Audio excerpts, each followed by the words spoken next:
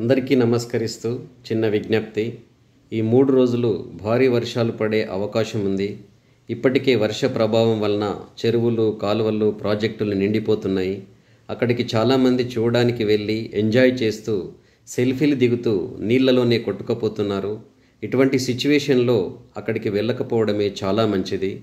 రోడ్లపైన, వాహనాలపైన వెళ్ళేవారు చాలా గమనిస్తూ వెళ్ళండి. ఎందుకంటే వర్షపు నీరు వరదలాగా రోడ్లపైకి వస్తున్నాయి.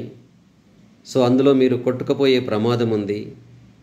ఇండ్లల్లో కూడా ఎలక్ట్రానిక్ వస్తువులు, కరెంటు తీగలతోని చాలా జాగ్రత్తగా ఉండండి. మీ పిల్లల్ని కూడా ఆడుకోవడానికి బయటకు ఎవరిని పంపకండి.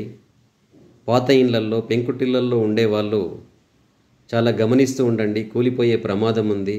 విద్యుత్ స్తంభాలు, కరెంటు తీగలు, ట్రాన్స్ఫార్మర్ల దగ్గరికి ఎవరు వెళ్ళకండి. మన జాగ్రత్తలో మనం ఉండడం చాలా మంచిది. కాబట్టి